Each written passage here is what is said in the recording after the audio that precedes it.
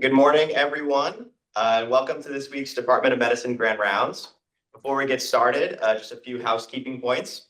Please make sure your mics are muted during the presentation. We also ask that you hold your questions and comments until the end, at which time you may unmute yourself or put your questions in the chat box. Lastly, the CME credit on the screen will be displayed at the beginning and end of the presentation. Today's speaker is Dr. Michael Osterholm.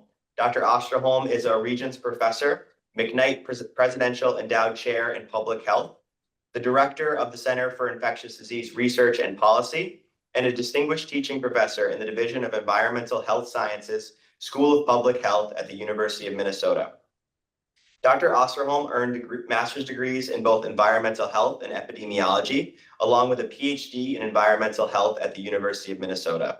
He has authored more than 315 peer-reviewed articles, including 21 book chapters, and currently is a member of the editorial board of 9 major journals. Dr. Osterholm is an internationally recognized leader regarding preparedness for influenza and COVID-19 pandemics. In 2020, he was appointed by President Biden as a member of the COVID-19 Advisory Board. Dr. Osterholm has also served as a science envoy for health security for the U.S. Department of State, and he has received many honors for his academic work, including an honorary doctorate from Luther College and 6 major research awards from the NIH and CDC. Please join us in welcoming Dr. Osterholm for his presentation on lessons we should have learned from the pandemic. Well, first of all, thank you very much for having me with you this morning. I realize many of you may not have your mind much on this particular lecture today, who are thinking about there are other things going on in the world that are of real importance to you, and that would be true. They are important to you.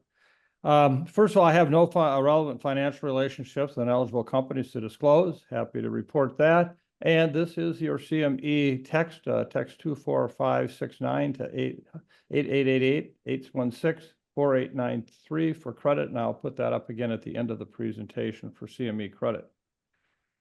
Well, let me start out by just saying that none of us need to be reminded that we just went through a pandemic. It was obviously one that was brutal. It not only challenged us professionally, but challenged us personally. The COVID pandemic was actually the 5th global pandemic since 1918 and the first to be caused by coronavirus. And I'll come back in a moment to talk about what I mean by a global pandemic. In many ways, the COVID pandemic unfolded much like the 1918-1920 H1N1 influenza pandemic. And it's important to recognize that when you really talk about a global pandemic, potential for an infectious agent to spread rapidly, all people are equally at risk. We're really talking about respiratory transmitted viruses, what I call virus with wings. They are not preventable. I know many of my colleagues say that. That's simply not true. Once they jump from an animal species to a human, or in a human, we have a reassorted virus, they're out and gone. And there is no amount of testing, quick response, et cetera, that's going to stop it. Our best bet at that point is to have the medical countermeasures and the public health interventions that can reduce its impact. There were clearly many lessons to be learned from COVID that can better prepare us for the next pandemic. One is, I'll come back and just repeat, I believe right now that the only 2 viruses capable of causing a global pandemic as we define them really are influenza and now coronaviruses. And we'll come back to that throughout the presentation. When 9/11 happened, and for some of you, that's an event that you can't remember, you were far too young, or in some cases not even born, there was a major bipartisan report that was done on what happened, why. Not to blame, not to point fingers, but to say, what must we have learned from that experience that can be applied to the future so that we are better prepared. In the modern world we live in today, we have not had that same 9/11 kind of commission report. There was a report put out, lessons from the COVID war, an investigative report, the COVID crisis group. I was part of that, but it was a private effort. I had no authority of government, no subpoena power, nothing to get records to be able to go into. It was all voluntary. And while I'm very proud of this investigative report, it really is far too incomplete to really give us, I think, the lessons that we should have learned and how to apply them. So what are some of the lessons we should have learned with the pandemic? Well, I'm going to cover these topics today. I could literally spend days and days on this issue with you. And so that from that perspective, this is not going to be exhaustive at all. I'm just going to pick and choose some. One is anticipating the course of the pandemic and the public health message. That is a critical issue that we in public health, unfortunately, fumbled the ball badly in the earliest days of the pandemic. Then what about these non-pharmaceutical interventions, NPIs? Things like lockdowns, respiratory protection, contact tracing, school closings. I'll go through those and share with you my perspective on what should have or could have happened but didn't. And then finally, we get into medical countermeasures. These include vaccines, drugs, and diagnostics. I'm just going to, for the sake of time today, focus on the vaccines and the messaging there and what these vaccines can and can't do and what they might be able to do for us in the future. Now, in terms of anticipating the course of the pandemic and the public health message, in December of 2019, no one was thinking about a coronavirus emerging out of Asia, spreading quickly around the world. And then when it started to, as I will share with you, I think we all were in a certain sense of denial about what was happening and what that might have meant in terms of our preparedness. Now, remember, when I say preparedness, I've already put my cards on the table by saying we couldn't stop this thing, but what could we have done to try to have impact on it in a more effective way? Well, there are two quotes that I think really play here too. Daniel Bornstein, who was the librarian to Congress, not the Library of Congress, but the actual librarian to Congress, said the greatest obstacle to discovering the shape of the earth, the continents, and the ocean was not ignorance, but the illusion of knowledge. And I think that surely was a very operative issue in the earliest days of the pandemic and even throughout. And then Richard Feynman, who a former Nobel Prize laureate, who once said, for successful technology, reality must take precedence over public relations, for nature cannot be fooled. And I think that really was a very important message for us with regard to the medical countermeasures, and specifically vaccines, which I'll talk about. Now, in 2017, I published this book with Mark Olshaker, Deadliest Enemies, Our War Against Killer Germs. And there were 3 chapters in here that was specifically about what a pandemic would look like. And notably, it was an influenza pandemic, because at the time, that was the only evidence we had in the previous 100 years were influenza viruses causing pandemic.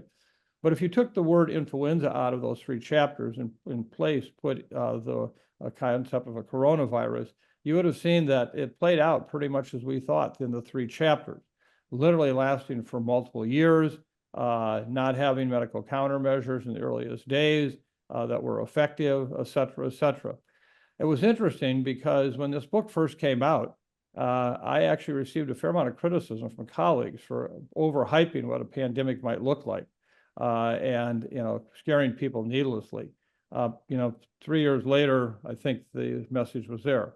And this book will be coming out next year. Mark and I have gone back at it again. This one called The Big One, How to Prepare for World-Altering Pandemics to Come. Let me just point out that the pandemic that we just went through was not by far the big one. And what I mean by that is if you look at just a coronavirus, if you look at SARS and MERS, you're talking about case fatality rates of 15 to 35%. The big benefit that virus brought us in the fight against it was the fact that it was not that infectious and that we didn't see a large amount of asymptomatic transmission of the virus. And so that we were able to bring them under control. I was very involved with SARS at the time. In 2001, Tommy Thompson, then Secretary of HHS, asked me to come and serve as an advisor on bioterrorism issues. I was at HHS half-time for 2.5 years. I worked on SARS. I was been an advisor to the royal family of the United Arab Emirates and was involved with the Arabian Peninsula response to MERS, and then also was in Samsung Medical Center in 2015 in Seoul when another large outbreak started there from an traveler who brought the virus back to there. Having spent a lot of time with coronaviruses, we've all recognized what they could do. With this virus that we saw, we had a case fatality rate of less than 1 to 1.5%. Imagine if we had one of equal infectiousness as SARS-CoV-2, but more with the ability to kill like SARS or MERS, or for that matter, even a severe 1918-like virus. We have to understand that this is a potential and that we're really almost in the point of saying, well, we dodged that bullet, we're done now. My career can go on for the life of it. Well, that's not the case. So what happened? This is CIDRAP News. We have a very active news service in our center. And this was a news scan from December 31st, 2019. We were already picking up chatter on what was going on in Wuhan, and we were picking up most of it through Hong Kong. But as time went on, we picked up more. Originally, there was a thought that this was probably an influenza virus and very well could be the start of the next influenza pandemic. But then in short order, as we got more information here on January 2nd, we were having close contacts with individuals in Wuhan who were really picking up information, which I was surprised that more in the federal and international public health agencies were not. And it was clear that there was a lot more transmission going on than we thought.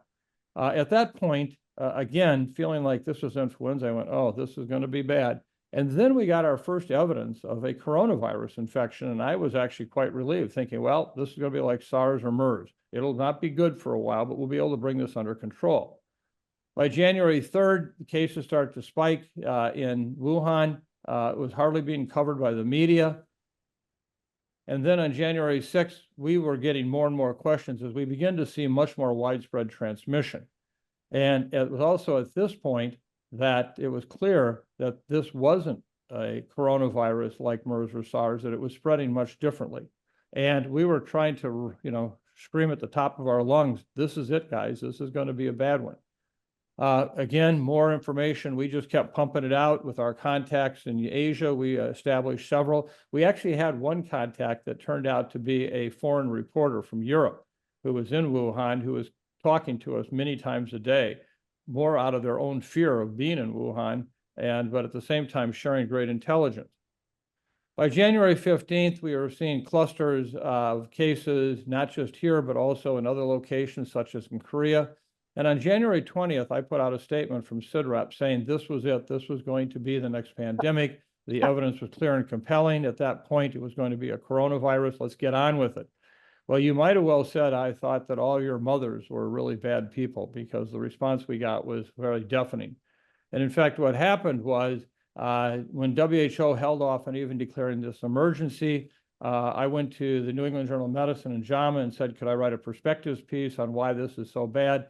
Not only did they turn me down, but a week and a half later, JAMA published a full-page cartoon comparing side by side the COVID situation and seasonal influenza, and made the conclusion that COVID would be an abstraction. Don't worry, it's not going to be that bad. Flu is what we needed to continue to count on. And there was really, we talk about the public and we talk about government, but there were many in public health that were equally challenged by that this was going to be a pandemic. Finally, wrote this piece in the New York Times. Is it a pandemic yet? What do we need to do on February 24th? WHO had not even gotten close to declaring it a pandemic yet. And it was during those early hours and days and weeks that we really, I think, missed the opportunity to sit down and prepare ourselves and say, okay, what's in our pandemic plans? What do we know? And what can we do here? Instead, we got into this debate, is it or isn't it?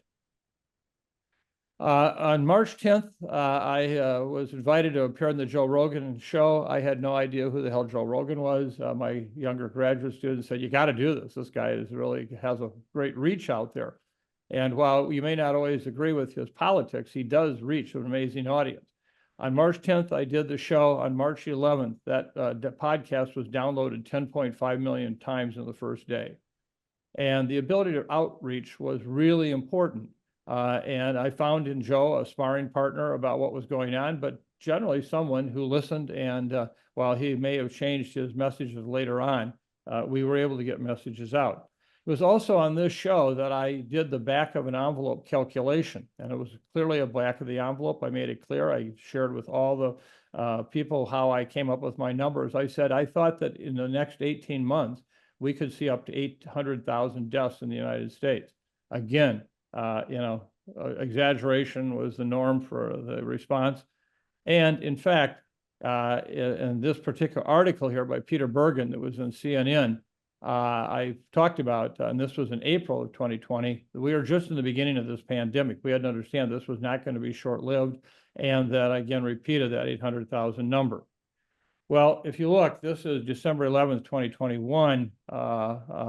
Peter had just did an update on 18 months, and it turned out we literally hit 800,000 deaths at 18 months out. And it was this lack of a creative imagination on the part of many to understand what devastation was going to occur, I think, that really held us back again. And we got into so many debates about closing borders, not closing borders, et cetera, et cetera. Well, I give you this backdrop to now cover some of the issues I think that were really important that we missed during this time. For example, on the 12th and the 19th of March, different stories here that were from Bloomberg, basically talking about the closing of the borders. Well, let me just be very clear. There is absolutely no utility to closing borders with one of these viruses. They will find a leak wherever it is. And at best, border closings may temporarily slow down what's happening, but also serves as a reason for countries not to disclose information going on in their country. And in the United States, for example, I found it somewhat ironic, if not unfortunately, kind of challenging. We've really beefed up our western border. Why? Because that was the one closest to China. When in fact, the cases were coming in the United States on the East Coast, in your location, as a via way of Europe. And that's what happens with these situations. So the first lesson we should have learned is the border closings in and of themselves have no utility, and that, as WHO has clearly stated, they should not be enacted. Well, what did we just do? We just put a travel advisory on going to Rwanda because of Marburg virus. Again, useless, but at the same time, it makes people feel they're doing something. And on March 27th, another opinion piece I wrote in the New York Times was, what are the things we could be doing right now? What are the things that we need to think about? And we were locked into, unfortunately, really these kind of difficult things like lockdowns, et cetera, which I'll come to in a moment. But what do we need to plan for in terms of medical supply? What was our supply of N95 respirators, and how long would it take to make them or get them? How could you get them? Did anybody know that the predominant mask characteristics of an N95 in Asia are very different than they are in the United States because of the shape of the faces of the residents, and just importing them would not necessarily be helpful? There were many issues about what do we do to try to hold down case numbers in hospitals that were being overrun and overwhelmed. And we just seem to avoid a lot of that issue. Well, early in the pandemic, I brought together a group at CIDRAP, people that you would all know, that were really into both the modeling, but more specifically had really worked with the previous pandemic history, such as John, who wrote the 1918 book, and his work on what happened in 1918 and why do we see the peaks that we saw. And so we put out a report basically that said, we don't know what's going to happen. We don't know if there'll be any kind of herd immunity. Will it be permanent immunity? A coronavirus, what does it do? We came up really with three different scenarios, peaks and valleys, fall peak, and slow burn. And we said any one of these could be what we see in the future. And the fact that we didn't know, we had to just really share that with the public to say, we're not sure where this is going. And one of the things that we didn't do well in this pandemic is share uncertainty with the public in a way that says, we don't know. That's, remember, science is not truth. Science is the pursuit of truth. And that what we needed to do was to try to understand this, and we would share information as we got it. Well, if you look what happened, this is basically the peaks. We saw 9 of them, although some in more later months, lower level. But you can see here, 1, 2, 3, 4, 5, 6, you can see where early on, before we got into really major variant activity, we still had these big peaks, the 1 and 2 in that first summer, April, May, and then into the summer. And then in the winter of 2021, some areas got hit hard with Alpha, notably Minnesota and Michigan, the little peak. And then we saw Delta, then we saw Omicron. And, we had to understand what these variants were doing. And in this case, you can see the peaks are not associated with seasonality. The only thing that makes this seasonal so far is it occurs in all 4 seasons. It's not seasonal. And therefore, we couldn't approach it like we did influenza. If we look at deaths, the other thing we learned is even though case numbers increased substantially, and remember, we're talking here now about Omicron later on, and look at what the deaths were. The deaths were up early in Delta, and we saw with variants the changing severity of disease, but also the improvement in medical care. People begin to understand more effective therapy and follow-up. So when we look at this issue, we just had to recognize we don't know what's going to happen. And we're still there today.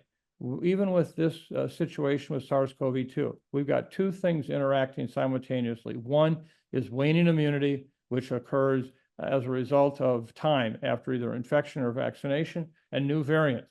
We're all sitting on our, wondering what's going to happen with XCC, the new variant that's floating out there right now.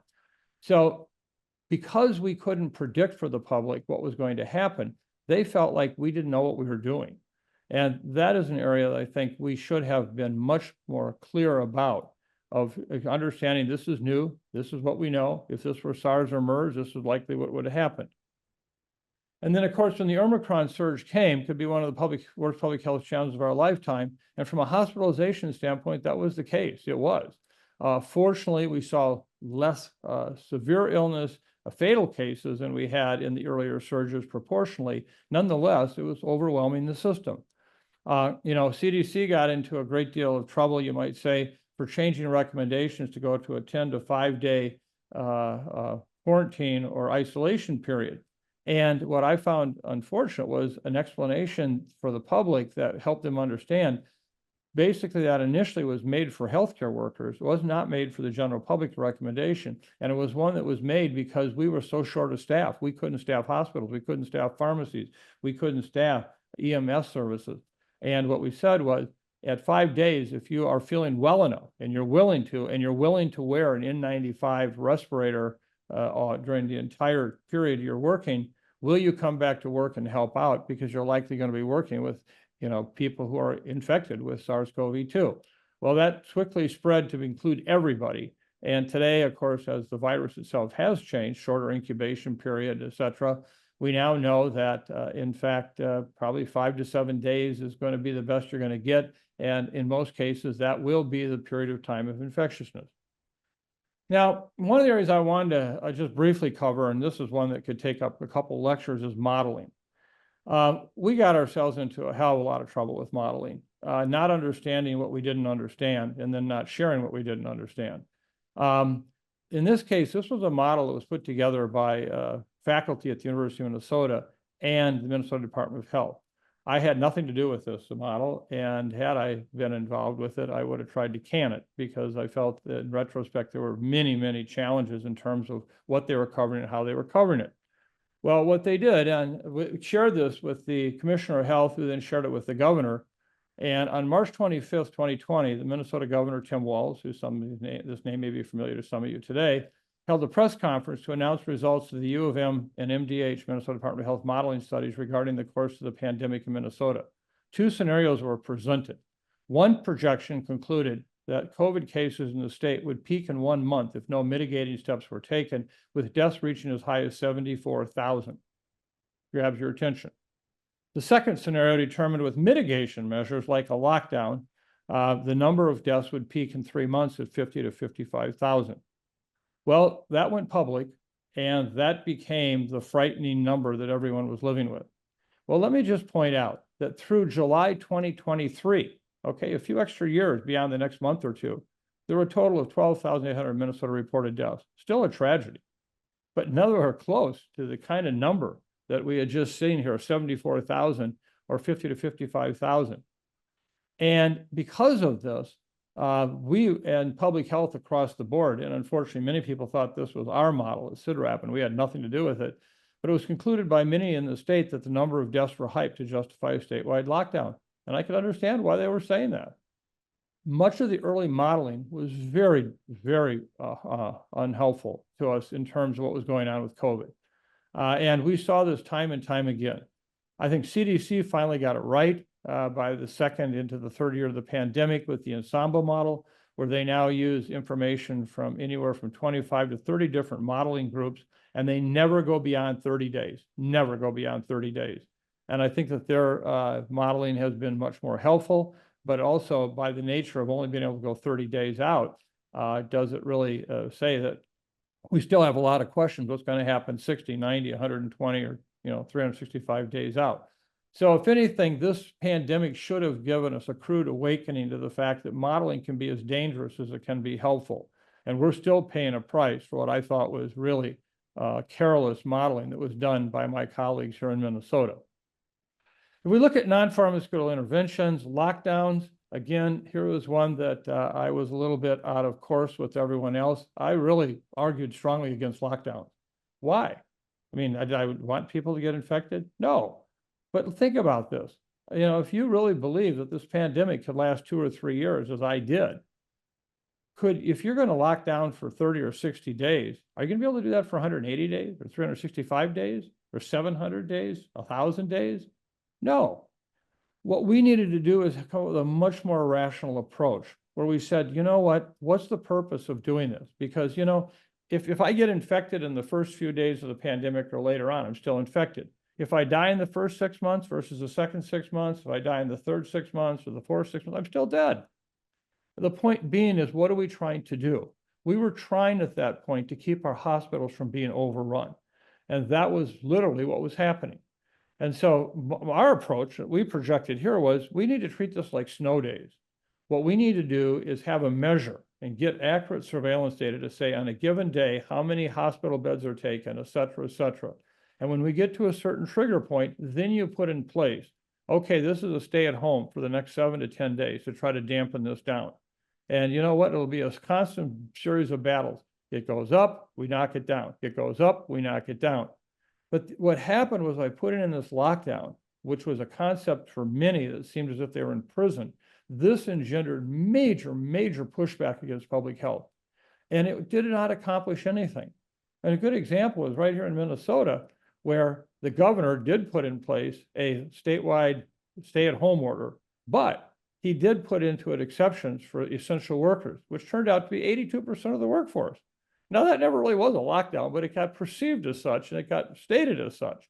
And across the country, the same thing happened. So even though these lockdowns went in place in March of 2020, by June, they were all pretty much done in. But we've lived with the legacy of, what did you do? You locked down the economy.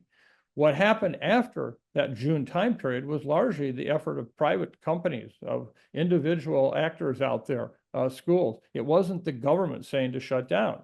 But we still live with this. And I bet I get every week, I get still critical letters for how we screwed up the economy by keeping it locked down through all of COVID, which we didn't do. Respiratory protection for me was one of the most challenging ones.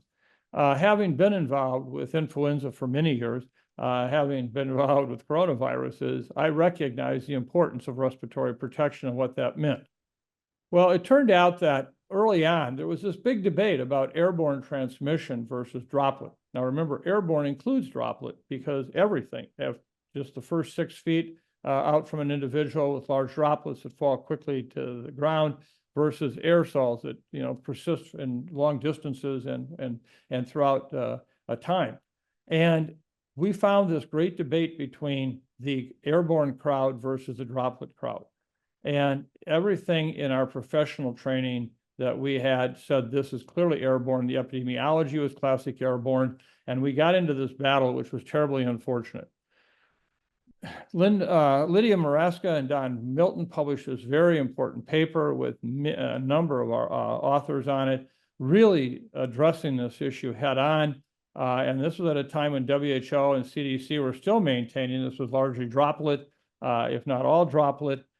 And so we put out a piece with a number of different experts here on our website in October of 2021, just saying, what is the science behind COVID-19 protection? Now, if I were to say to you, we're going to try to build something that flies, I don't need to go and rediscover gravity. We know about gravity. I may decide that there's certain materials that fly better than others, et cetera, but it's not about gravity.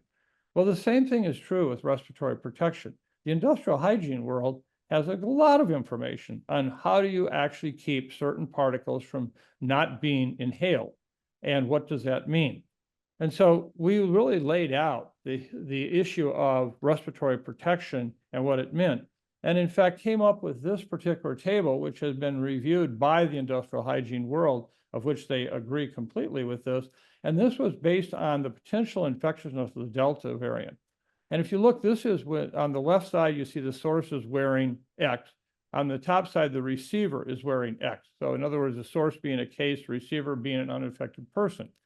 And if you do nothing, either one, you will see there in the upper left corner, in 15 minutes, you will inhale the infectious dose being in the proximity of someone who has no respiratory protection. On the other hand, if you go to the far right and have a fit tested N95, both for the case and the possible person being exposed, you have 25 hours of protection.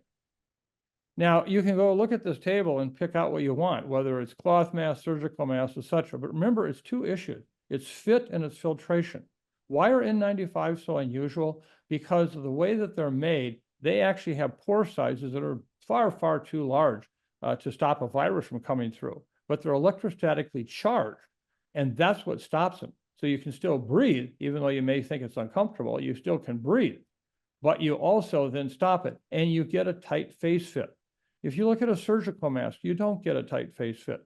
And so that from a standpoint of respiratory protection, N95 really is the standard. And you may not like it, but really the data clearly supports that that's the case. Now, in addition to that, we also saw how our masks worn. Well, we actually did a study throughout the course of the pandemic where once a month, I would go on television, evening news, and freeze frame the stories and look to see who had on respiratory protection. If they did, how did they wear it? Consistently through the entire pandemic, up to 30% of people routinely wore whatever they wore under their nose. You know, that was nothing more than basically a chin diaper. And in a sense, when we mandated mask use, we did not specify what kind, and we didn't have any way to measure, you know, were people effectively wearing what they did have. This was really, really unfortunate. So from that standpoint, the challenge. Now you can say, well, wait a minute, there are studies out there that show that, you know, good masking can be achieved without an N95. In this particular commentary, which was published the following day after the previous one I shared with you, basically we went into all these different studies and how effective they were in design, how they were able to actually comment on what really was the protection of an N95 and masking. And so today, you'll still continue to see studies out there that proclaim that, yes, this kind of surgical masking was effective, et cetera. And I can just tell you that the study design is such that you can't really interpret that. Finally, when the CDC or WHO's departing chief scientist left in November of 2022 from WHO, her one comment that she made of all of her time there, how she seriously regretted errors in the debate over whether SARS-CoV-2 spread through the air. And I think we still see this today. You know, we have a HIPAC right now at CDC debating this issue. And I don't know what the debate is. It's clear what it is we need to do. Contact tracing, let me just say, this is one that, again, we were throwing everything, including the kitchen sink at this pandemic. And everyone thought, well, this will work. We've used it successfully. Well, again, I brought together another group of individuals, like I did the previous one, looking at what might be the future epidemiology of the peaks and curves of the thing. And I brought together, as I affectionately call the old band. This was a number of the very senior contact tracing STI experts retired from CDC elsewhere. And we got together and in June put out this major document saying contact tracing is most effective when the incidence of infection in a given population is low and when cases and contacts can be quickly and easily be identified. Well, we went in head bore. Just to give you an idea, you know, when you look at the Minnesota Department of Health, which is a very effective team of infectious disease epidemiologists, you know, they number less than 50.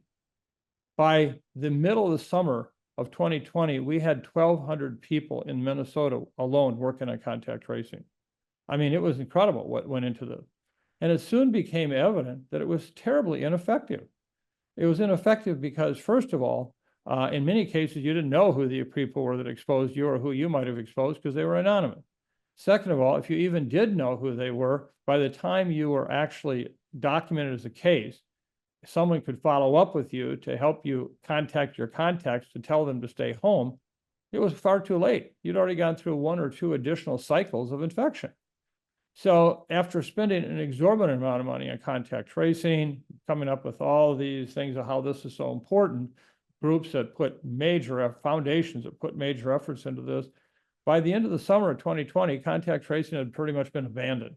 And in early 2021, finally, the Council of State and Territorial Epidemiologists, along with CDC, came out and said, you know, unless it's a very selected issue like a nursing home, follow-up, et cetera, it's very isolated, contact tracing has no utility. Well, we should have studied that much more carefully, and I hope for the future we learn if we get into a virus with wings situation, contact tracing will not be something that we consider unless, of course, it is a much less infectious virus.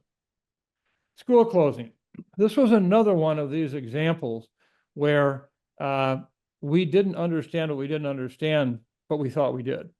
And what I mean by that is early on in the pandemic, there were studies that were done in schools by several very notable groups, very prominent people who said, look, this is not a big issue in kids in school. And actually, they were right. In the early variants, we did not see major activity. It was here in Minnesota. It really took alpha to drive that home.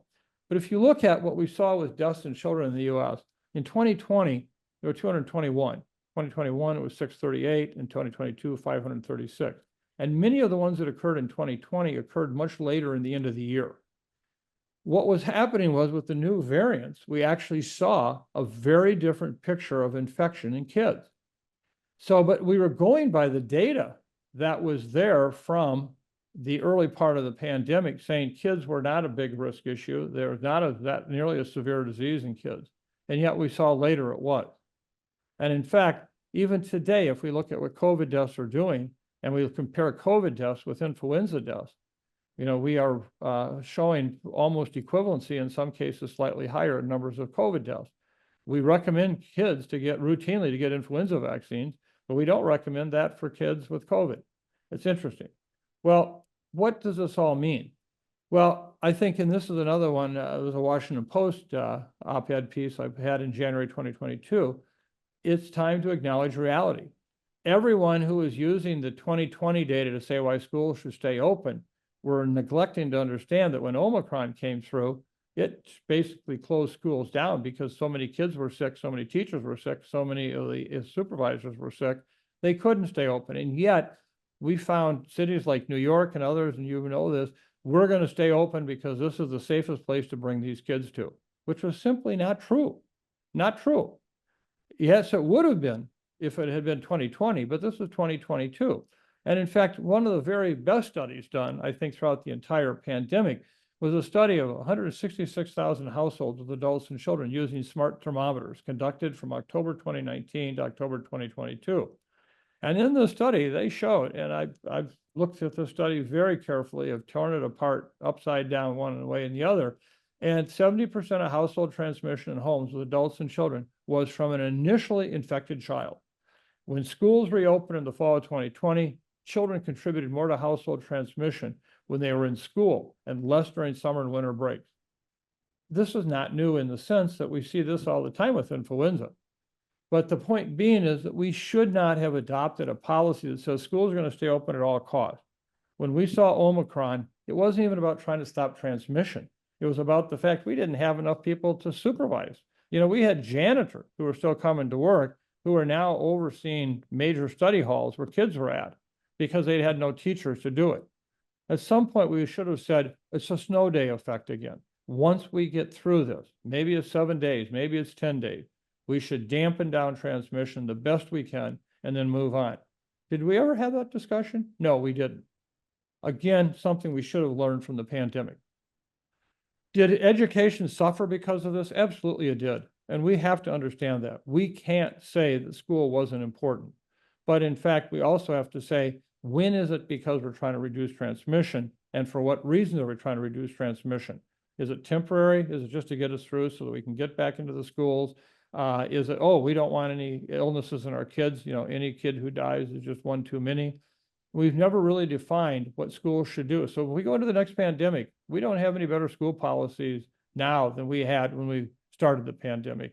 And I think that's really unfortunate. Well, let me just say something about vaccines. I will put my cards on the table right up front and say, what we have right now with the mRNA technology, these are good vaccines, but they're not great. They're good, but not great. Well, what do I mean? Well, when the first data came out on the Pfizer vaccine in December 10th of 2020, there was virtual euphoria. I was aware of these data some limited time before this and was involved in some of the discussions that were taking place in the US government about how to look at this. What does it mean? We were all excited by it. But I found myself, again, kind of an odd player out here because I was concerned about, well, these vaccines worked well for 2 months, but what happens after that? Well, This is December 10th. December 11th, the U.S. government puts out their statement. The FDA has now given UAE approval, or USA, to the first COVID-19 vaccine, and away it went. Then very shortly thereafter, Moderna came online with December 30th, and we had basically the answer was in sight. Well, I, for one, was very concerned because having been involved with COVID or with coronavirus work before, specifically looking at what is the immunity parameters that would inform us to try to make vaccines for these. What we found was, in fact, seasonal coronavirus protective immunity is short-lived. And we knew that about seasonal coronaviruses. And when we looked at the data that we had on humans and MERS, it was unclear because we stopped transmission. Were they susceptible again or not? We could look at their immunologic profile. What does that mean? But we definitely knew we were getting reinfection in camels. So they could get infected, recover, and then some period of time later, 6 or more months later, camels would get infected again. So the question I raised was, what is this going to look like at 4 or 6 months? And we set up the public to believe we had found the silver bullet. And at this point, I really challenged that and said, I would be much more comfortable if we said, look what we have. This looks really good. This is clearly a very important vaccine. Get it. But we're going to continue to follow it, not just 2 months out, but we'll follow it 4 and 6 and 12 and 18 and 24 months out to see what this means. And we may be coming back to you with new recommendations. Do we need boosters or not? What is this going to look like? Well, we never did that. And we set the public up to believe we had made it. And then, of course, we had what was the famous Barnstable County event of July 2021. This very large public gathering in Barnstable County, Massachusetts, where all these people who had been vaccinated basically ended up coming down with the Delta infection. And at that point, it was like, oh my God, wait, you had told us these work. And we found great skepticism, particularly among those areas where there had been mandates put in place for people to get vaccinated, now saying, well, maybe they don't work. Rather, if we had laid out the fact that we're continuing to follow this, and this may be what might happen, or this may be not, maybe these will work completely. We lost such credibility in public health, such credibility. And this is where we saw the real first emergence of anti-vaccine efforts against COVID show up. And it was in large part because we didn't anticipate. We didn't have the creative imagination to say, you know what, great vaccine right now, but it's 2 months worth of data. What's it going to look like down the road? And in the future, we have to really deal with this issue. Now, today we look at where we're at. The CDC just put out their recommendation based on advice from ACIP that we now give a dose of vaccine twice a year and up to 3 or more times a year if you're immune compromised. Today, in those over age 75, the highest risk group for serious illness hospitalizations, that's we're still only at 30% have gotten 2 doses for a year. What we have now is this great fight between waning immunity in humans and new variants. And I can tell you we're going to cycle in and out.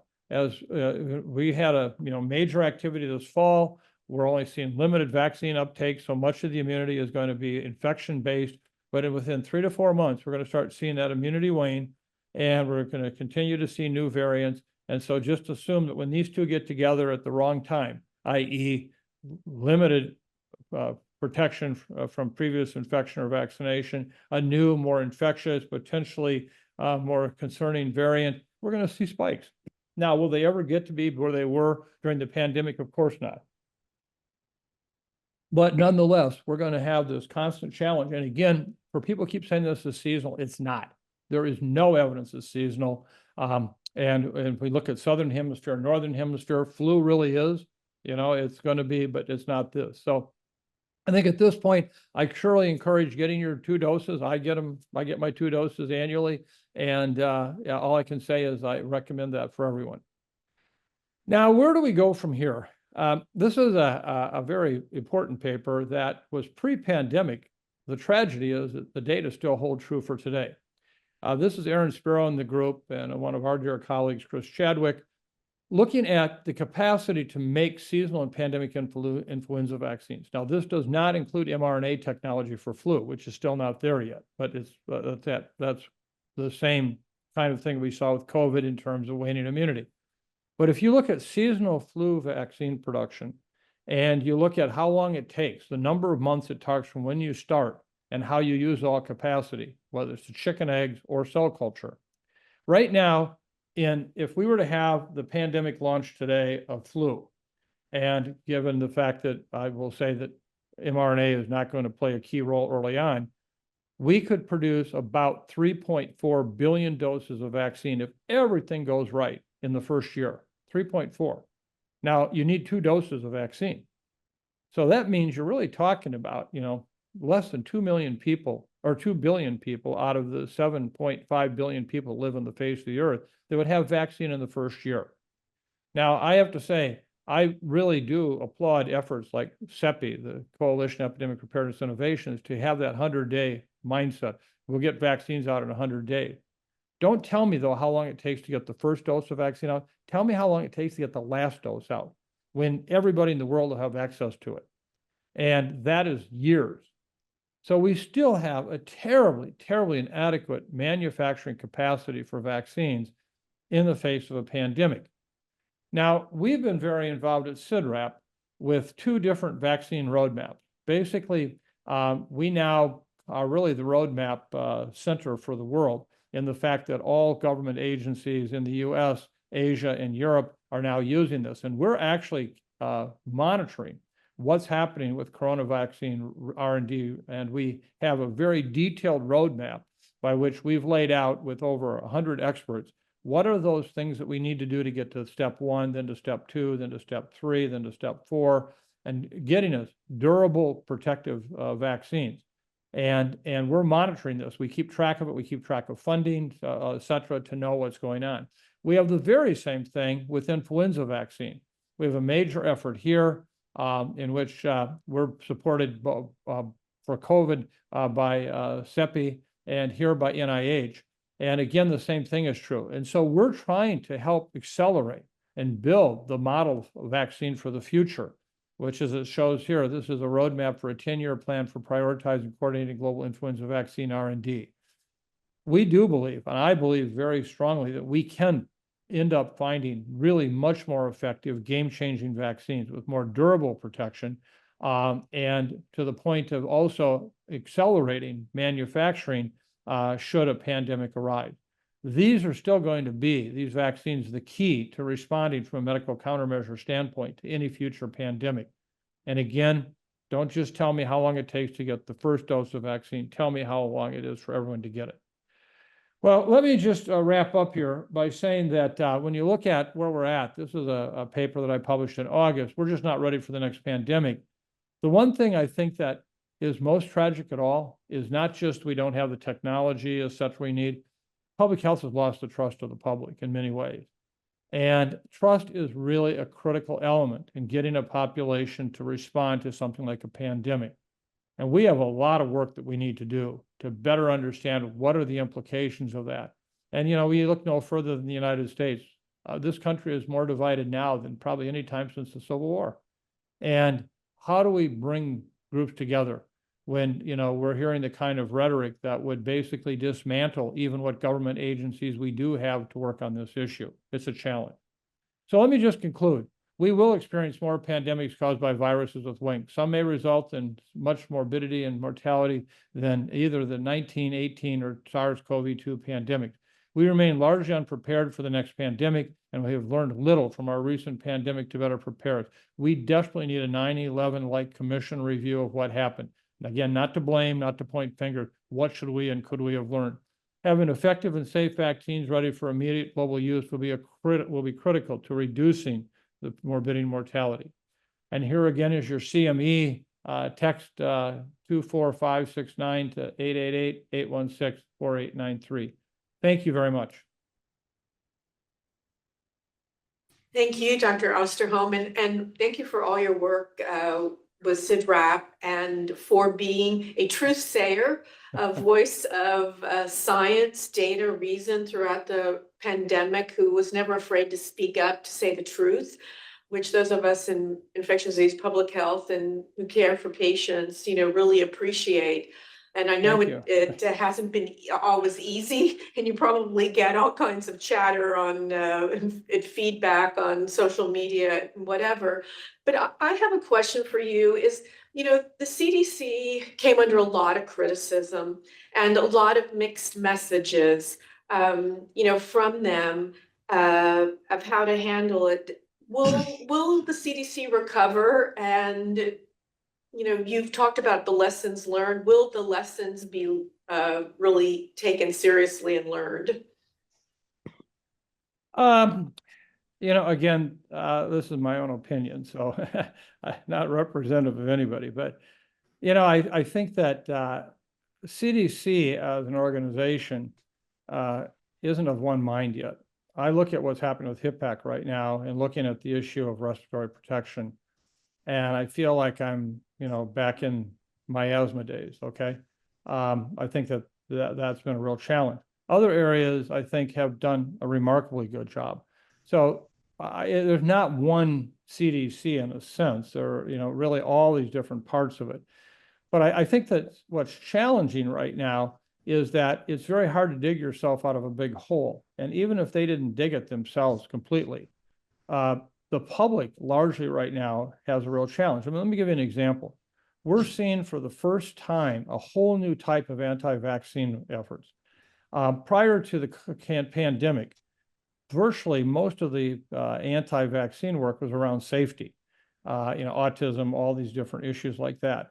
During the pandemic, there was a whole new emergence of a different reason that the group at Harvard, actually, the survey group there have documented well, is the fact that we now have a population that says, don't tell me what to do. I will decide for myself what I want to do. And I will do my own homework. I will go on the internet and decide. And as a result of that, we're seeing parents opting out of immunizations for their children. And what really is telling, for the first time, veterinarians are seeing pet owners, dogs and cat owners saying, I'm not going to get that rabies shot. I'm doing my own research on it. And, I feed them certain foods, so I'm not worried about them getting rabies. Okay. I mean, they've never seen that before. And so we have a whole new issue we have to deal with, and how we relate to message and understand public motivation and public practice. And we just don't have the tools right now.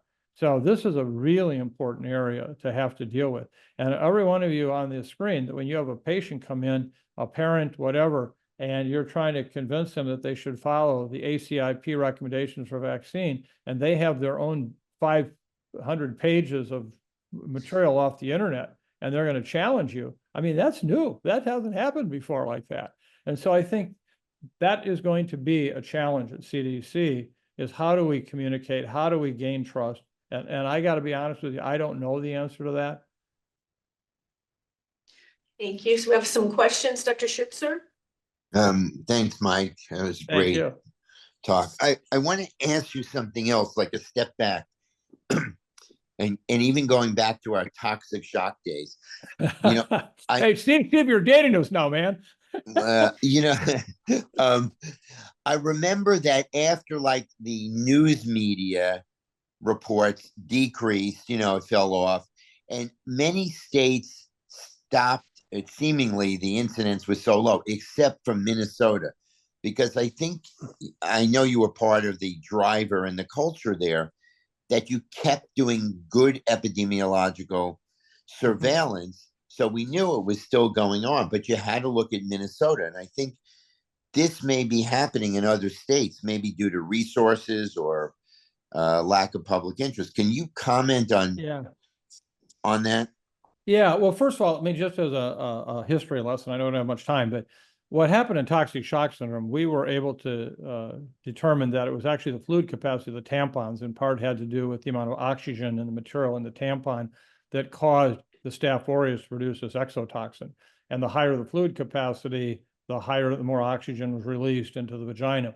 And what happened after Libran tampons went off the market in the summer of 1980, which was when we saw the big peak, they had captured a 90% of the high absorbency market share. The case number stayed the same in Minnesota. They just transferred it to high absorbency Tampax and Clotex products. And so that's what happened. It was never really went away. The reason, though, that the case numbers finally came down is because of fluid capacity. All the companies greatly reduced the fluid capacity of their tampons. And so the risk went down substantially. And so, Steve, eventually we did see cases come down, but it took about 2 years. So you're right. Right during the 1980s, we kept seeing the same number of cases. They just shifted from one brand to another. And that was our intensive surveillance. So I think, surveillance remains that way. Right now, we don't have a good handle on what's happening in our communities with COVID, for example, because of the lack of testing. Generally speaking, the best benchmarks we have been hospitalizations, deaths, and even that's been limited because, we've seen only a third of hospitals reporting now to CMS. That's changed as of November 1st. All hospitals now have to report again. So I have some data there, but we don't have a good handle on milder infections in the community, and I would agree with you on that. Thank you. Stephen Friedman has a question. Hand up. Yes, I have a question. Hi. Going back to your recommendation or evaluation about lockdowns.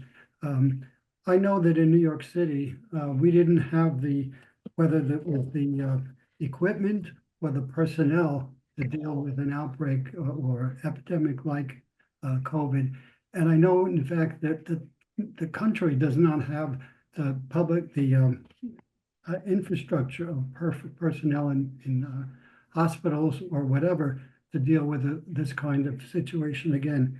So I would not say that we should not do something like a lockdown or whatever to get past at least the initial and when you say knock them down, bring them up again, that doesn't work as far as a strategy rather for dealing with this. You have to really get a handle on it, and just the number of deaths and the overwhelming MEs affect the number of deaths on the street. Something has to be done, and we don't have the resources to do something that you would recommend we would do. Yeah. Well, it doesn't really depend on which Democrats or Republicans. Nobody's put in the infrastructure to deal with it. Yeah, Steve, I think we might be arguing on the same point. I think we're on the same side. My point being was, when you have that kind of stress system, you have to do everything you can to reduce it, okay? And so, but I wouldn't call it a lockdown. I would try to benchmark it to a level of activity, saying so many beds are, occupied, such and such is there. And then the public knows at that point, when you put into place, please stay at home for the next 10 days. They know why you're doing it. And it's like looking at the Dow Jones. They can say, oh, case numbers are way down now again, okay? Because again, remember, you're titrating your response for 3 years, not 1 month, not 6 months. And in fact, when lockdowns then finally did go away completely, in fact, we did get through. But look what happened with Omicron. Look what happened with these surges. So my view is respond to what's happening. Try to keep it down. But remember, you're in it for 3 years. And whatever you're going to do has to work for those 3 years. As I said, if you die in the first 6 months, second 6 months, third 6 months, or fourth 6 months, you're still dead. So what we're trying to do is basically provide a response that minimizes as much as possible severe illness, hospitalizations, and deaths. And I've said before, if everybody got COVID 3 times a year and it was nothing more than a seasonal COVID-like illness, sniffles, that'd be great. Okay, I'm happy with that. But what none of us want to see is the morbidity and mortality that we get with this when you see the pandemic. And so I think you and I actually are on the same page. I agree with you on all the other issues about our capability to respond. It's challenging, very challenging. So along those lines, Dr. Osterholm, what do you say to people who, we have a lot of vaccine reluctance with getting, boosters, when they say, well, COVID isn't the old COVID. This is, what you just said, a sniffles, a milder illness. I'm not going to take the risk of getting vaccinated. We're still at about 1,000 deaths a week in this country. Now that's a heck of a lot better than, 2,500 deaths a week.